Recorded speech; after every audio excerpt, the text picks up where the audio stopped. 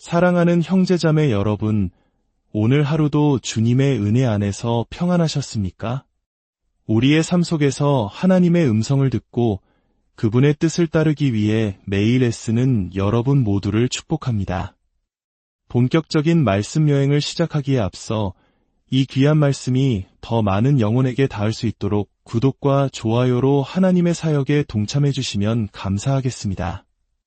여러분의 작은 클릭 하나가 지금 이 순간 위로와 지혜가 필요한 누군가에게는 하나님의 사랑을 전하는 귀한 통로가 될 수 있습니다. 주님의 이름으로 여러분의 삶에 놀라운 축복이 가득하기를 기도합니다. 오늘은 우리 안에 깊숙이 자리한 육신이라는 주제에 대해 두 가지 관점에서 깊이 묵상해 보고자 합니다. 우리의 육신은 참으로 다루기 어려운 존재입니다. 왜냐하면 육신에는 두 가지 얼굴이 있기 때문입니다. 하나는 거룩하고 선한 일을 이루려는 종교적인 육신이고, 다른 하나는 세상이 흔히 말하는 죄악되고 부도덕한 욕망을 따르는 육신입니다. 오늘 우리는 창세기의 이야기를 통해 특히 이 종교적인 육신이 어떻게 우리의 삶을 복잡하게 만드는지 함께 살펴보겠습니다. 이야기는 창세기 16장에서 시작됩니다. 하나님께서는 아브라함에게 아들을 주시겠다고 약속하셨습니다. 하지만 그의 아내 사라는 오랜 시간이 지나도 아이를 갖지 못했습니다. 그녀의 마음속에는 초조함과 의심이 싹트기 시작했습니다. 사라는 생각했습니다. 하나님께서 약속하셨지만 마냥 기다릴 수만은 없어. 어쩌면 하나님도 내 도움이 필요하신 게 아닐까? 현실적인 방법을 찾아야 해. 그녀는 하나님의 약속을 자기 방식대로 인간적인 지혜로 이루려고 계획을 세웁니다. 그녀는 주변을 둘러보았고 당시의 관습에 따라 한 가지 해결책을 찾아냅니다. 바로 자신의 여종을 통해 아이를 얻는 것이었습니다. 오늘날의 대리모와 비슷한 개념이었죠. 이 아이디어 자체만으로도 오늘날 우리 사회에 많은 윤리적 질문을 던지지만 당시에는 용납되던 방법이었습니다. 사라는 자신의 이집트인 여종 하가를 남편 아브람에게 데려가며 자신의 계획을 매우 영적인 말로 포장합니다. 여호와께서 내 출산을 허락하지 아니하셨으니 원하건대 내 여종에게 들어가라. 내가 혹 그로 말미암아 자녀를 얻을까 하노라. 마치 모든 것이 하나님의 뜻 안에서 이루어지는 것처럼 들리지 않습니까? 이것이 바로 종교적인 육신의 교묘함입니다. 성경은 흥미로운 기록을 남깁니다. 아브람이 사레의 말을 들으니라. 이 구절, 아내가 하는 말을 듣다라는 표현은 창세기 3장 17절에서 아담이 하와의 말을 듣고 선악과를 먹었던 장면 외에는 등장하지 않습니다. 사랑하는 여러분, 이것은 단순한 우연이 아닙니다. 이것은 에덴 동산에서의 타락이 또 다른 모습으로 재현되고 있는 것입니다. 하나님께서 금지하신 열매를 남편에게 건넸던 하와처럼 사라는 이제 하나님의 방법을 기다리지 않고 인간적인 계획이라는 열매를 남편에게 건네고 있습니다. 이 이야기는 우리에게 깊은 질문을 던집니다. 하나님의 뜻을 이루기 위해 인간적인 수단과 방법을 동원하는 것이 과연 옳은 일일까요? 그 결과는 역사가 증명하고 있습니다. 우리 역시 얼마나 자주 우리 자신의 힘으로 무언가를 이루려고 했습니까? 우리는 하나님이 주신 약속을 믿는다고 말하면서도 정작 그 약속을 이루기 위해 하나님이 원치 않으시는 방법, 세상적인 방법을 동원하곤 합니다. 물론 우리는 하나님의 부르심을 향해 노력해야 합니다. 가만히 앉아서 기적이 일어나기만을 바라는 것은 믿음이 아닙니다. 하지만 그 노력이 하나님의 방법을 벗어나 죄를 짓는 방향으로 나아가서는 안 됩니다. 아브람과 사라의 이야기는 거울처럼 이전의 사건을 비춥니다. 이전에 아브람은 이집트에서 두려움 때문에 아내 사라를 누이라고 속였습니다. 그는 자신의 안위와 재물에 대한 욕심 때문에 아내와의 진실한 관계를 부인했습니다. 이제는 사라가 자녀를 얻으려는 조급함과 수치심 때문에 아브람의 유일한 아내로서의 관계를 스스로 허물고 다른 여인, 그것도 이집트 여인을 남편의 품에 안겨주고 있습니다. 이전에는 아브람이 주도했고 이번에는 사라가 주도했습니다. 두려움과 욕망, 수치심과 조급함, 동기는 달랐지만 그들은 계산적인 생각에 사로잡혀 부부로서의 미래나 하나님의 약속을 온전히 신뢰하지 못했습니다. 사라는 하갈을 통해 아이를 얻어 위로받기를 바랐지만 하갈이 임신하자 상황은 완전히 뒤바뀌었습니다. 하갈은 자신의 여주인 사라를 멸시하기 시작했습니다. 외부의 유전자를 들여오는 것, 즉 하나님의 계획에 인간의 계획을 섞는 것은 우리 시대에도 수많은 생명윤리적 문제를 낳고 있습니다. 하물며 한 가정 안에서는 어떻겠습니까? 물론 우리는 아이를 간절히 원하지만 가질 수 없는 여성들의 깊은 슬픔과 고통에 대해 깊이 공감해야 합니다. 자녀를 갖고자 하는 소망은 하나님이 주신 거룩한 창조 질서의 일부입니다. 그 소망이 좌절된 이들의 아픔을 우리는 외면해서는 안 됩니다. 하지만 우리는 이야기를 심각하게 받아들여야 합니다. 육신의 생각과 힘으로 우리가 보기에 지혜로워 보이는 방식으로 문제를 해결하려는 시도가 항상 최선의 결과를 가져오는 것은 아닙니다. 아브람과 사라는 하나님의 뜻을 이룬다는 명목 아래 하갈이라는 한 인격체를 자신들의 목적을 위한 도구로 사용했습니다. 그 결과 그들은 모든 것이 잘못될 때 어떤 끔찍한 교훈을 얻게 되는지 뼈저리게 배우게 됩니다. 우리는 하갈의 입장에서 깊은 연민을 가져야 합니다. 그리고 감사하게도 하나님께서도 그러셨습니다. 하나님은 하갈을 외면하거나 무시하지 않으셨습니다. 문제가 복잡해지자 아브람은 책임을 회피하며 사라에게 모든 것을 맡겨버립니다. 분노에 휩싸인 사라는 감정적으로 폭발하여 하갈을 학대하고 결국 내쫓아 버립니다. 이 얼마나 비극적인 결말입니까? 하갈은 집을 잃었고 사라는 여종을 잃었으며 아브람은 자신의 첫 아이를 낳아준 여인을 잃었습니다. 이야기 속에는 우리를 위한 큰 교훈이 담겨 있습니다. 가혹함과 불의는 결코 내 잘못의 결과를 해결하는 방법이 될 수 없다는 것입니다. 우리의 삶도 이와 같지 않습니까? 얼마나 많은 사람들이 자신에게 닥친 불행을 보며 하나님께 왜 저에게 이런 일이 일어납니까? 라고 원망하며 묻습니까? 하지만 대부분의 경우 그 고통의 씨앗은 바로 우리 자신이 뿌린 행동의 결과일 때가 많습니다. 저를 포함한 우리 모두가 그렇습니다.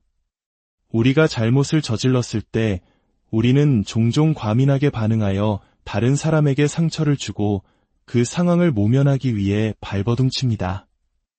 하지만 그 모든 행동의 뿌리에는 우리가 바로 그 잘못의 장본인이라는 자기 연민과 죄책감이 자리하고 있습니다. 광야로 쫓겨난 하갈은 가진 것이 다 떨어지자 절망에 빠집니다. 누구에게 의지할 수 있었을까요? 그때 그녀는 한 음성을 듣습니다. 내가 어디서 왔느냐? 하나님께서 한 사람의 지리적 위치를 물으신 것은 에덴 동산 이후 처음 있는 일이었습니다. 아담아, 내가 어디 있느냐? 라고 물으셨던 바로 그 음성입니다. 하갈은 시편 139편의 고백을 온몸으로 배우고 있었습니다. 주께서 나에 안고 일어섬을 아시고 그녀는 하나님께서 아브라함뿐만 아니라 비천한 이방 여종인 자신에게도 깊은 관심을 갖고 계심을 깨달았습니다. 우리 또한 이 사실을 신학적으로 잊어서는 안 됩니다. 신약 성경이 훗날 하갈을 율법의 비유로 사용하지만 그것이 하나님께서 하갈이라는 한 인간의 영혼과 삶에 무관심했다는 의미는 결코 아닙니다. 하나님께서는 하갈에게 나타나셨고 그녀가 낳을 이스마엘을 축복하여 큰 민족을 이룰 것이라고 약속하셨습니다. 하갈은 다시 집으로 돌아왔고 그 후 13년 동안 그 집안은 어떠했을까요? 상상이 되십니까? 한 지붕 아래 두 여인, 그리고 그 사이에서 태어난 아들. 그곳에는 평화가 없었습니다. 성경은 이스마엘을 들나귀 같은 사람, 즉 길들여지지 않는 야생마 같은 사람으로 묘사합니다.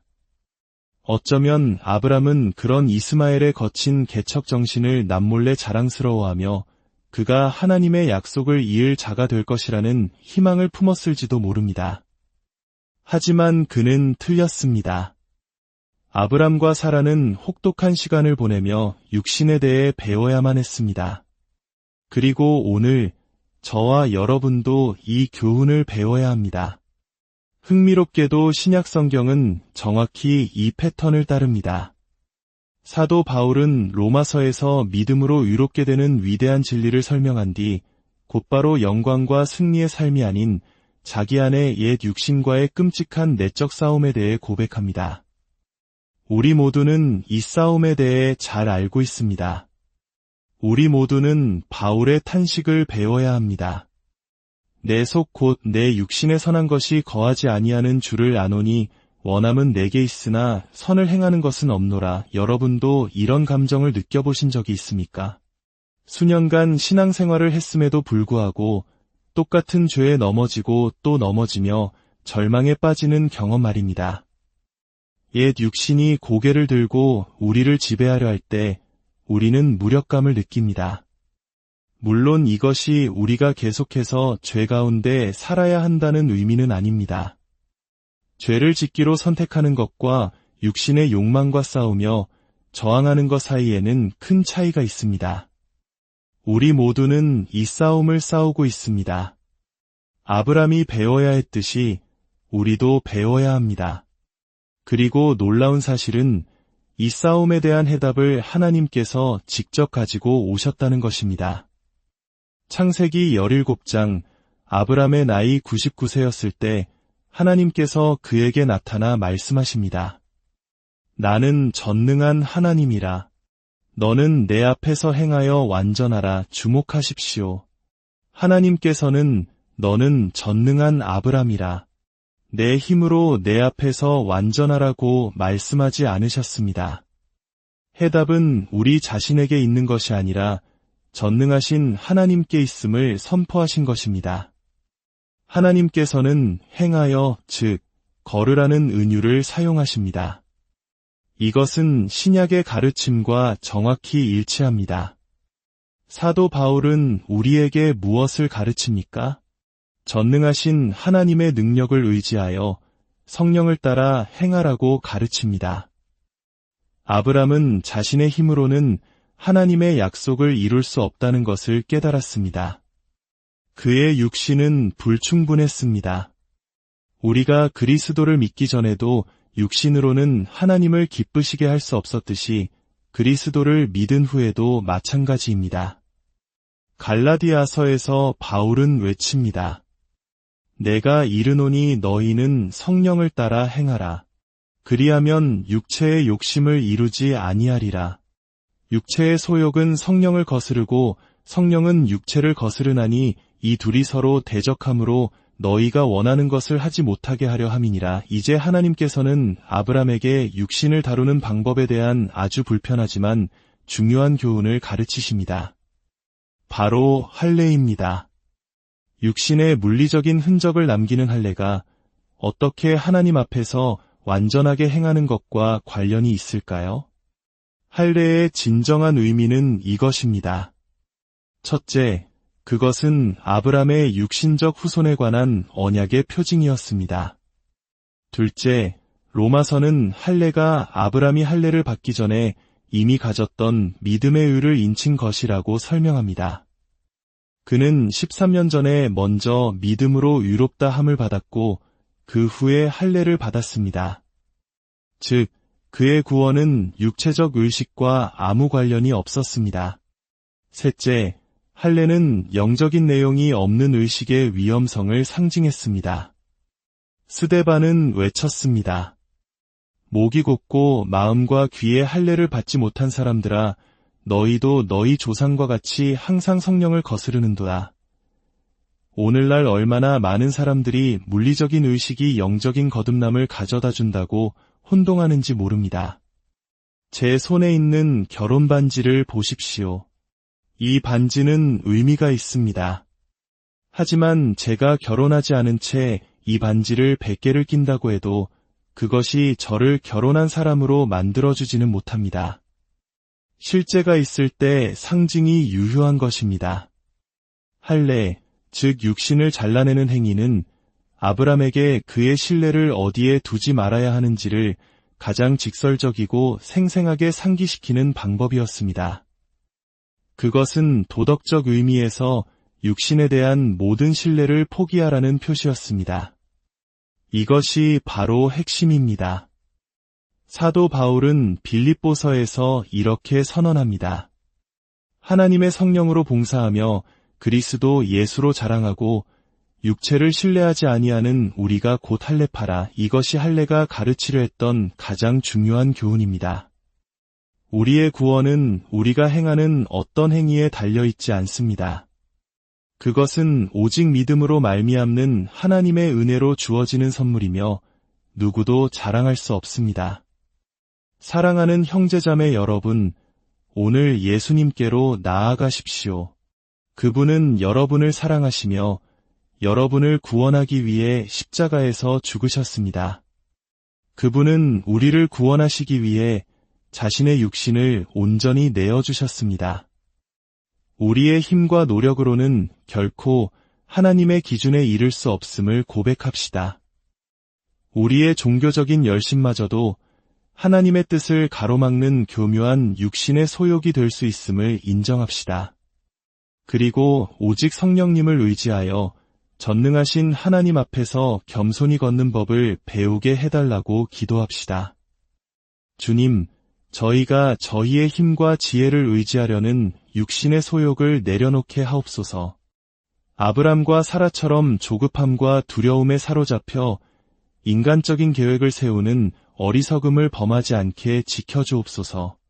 오직 성령님을 의지하여 주님 앞에서 흠없이 행하는 법을 배우게 하시고 모든 영광을 오직 주님께만 돌리는 삶을 살게 하옵소서. 우리를 구원하신 주 예수 그리스도의 이름으로 기도드립니다.